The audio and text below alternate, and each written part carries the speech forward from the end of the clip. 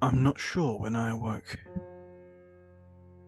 I look up out of the window in the black expanse of space. The eye watches me, as it does every morning. It watches me sleep, watches me eat, it watches me wash and shit. It's always watching, out there in the cold that lays just beyond the cabin window. Perhaps the Persephone has drifted around again, so that I can see me.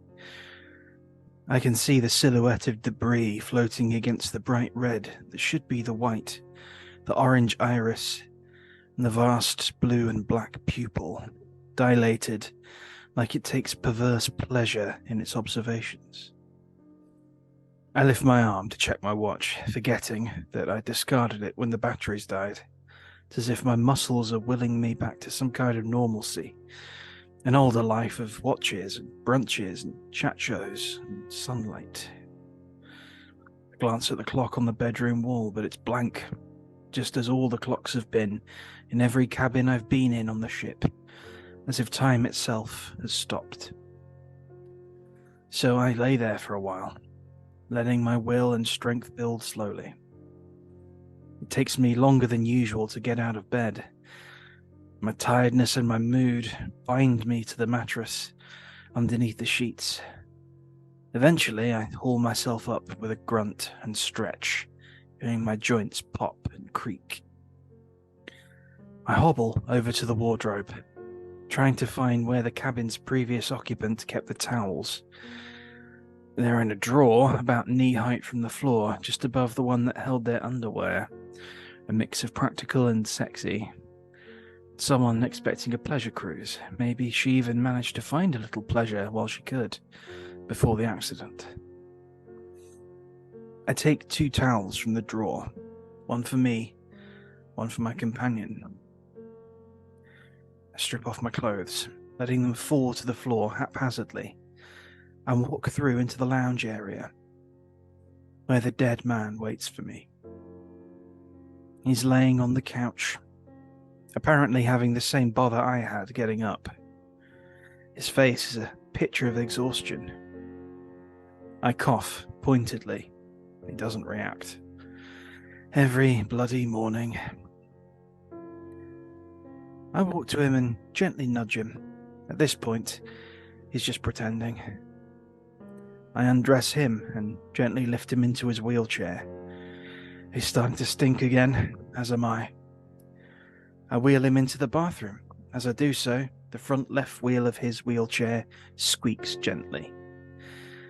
Good morning to you too. I slowly press the button that activates the shower. Water begins streaming out, not warm, but welcoming. I wash the dead man first, lathering his green-tinged body with soap and rinsing it off. As I shampoo his hair, a clump of it falls out. Poor man's going bald before 30.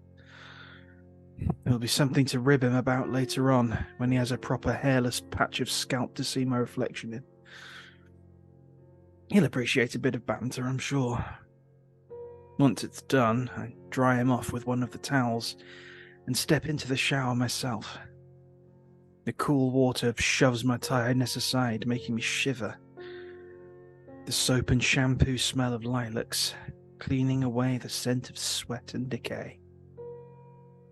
As I dry myself afterwards, I spot a gleaming diamond, a treasure beside the sink.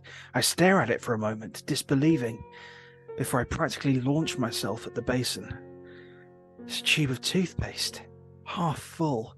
I almost burst into tears, eyeing my yellow teeth in the mirror. They won't be yellow for much longer. I wheel the dead man back into the living room and redress him. I need some fresh clothes, but there have hardly been any in our sizes. Hopefully we'll find some soon. New clothes would mitigate the need for so many showers. Once we're both dressed, I reach into the bag of freeze-dried rations in my travel pack and close my eyes, rummaging around for breakfast, hoping for something palatable from my lucky dip. My fingers close around a packet of powdered eggs and some dehydrated slices of banana. Yum. I mix the egg dust with a little water to make it into some kind of egg paste, I suppose, and force it down, trying my best not to focus on the taste, texture, or smell. The banana slices are more like dark yellow scraps of hard cardboard, but they're at least better than the eggs. Unsurprisingly, given the state of the food, the dead man has no appetite. Can't blame him. Before I finish breakfast, my mood darkens, as it always does at this time of day.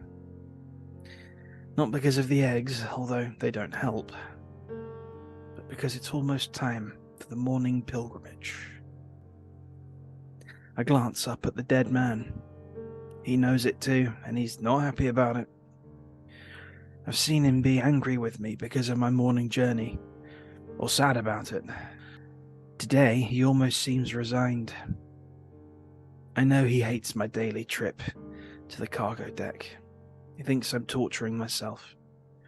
But he, of all people, should understand. If I don't remember the dead, who will? As a peace offering, I wheel him back into the bathroom and open his mouth. As there's only one brush, I clean my own teeth first, relishing the mint flavour, the freshness, the smooth feeling afterwards as I run my tongue across them. Once I'm done, I do the same to the dead man, but more gently.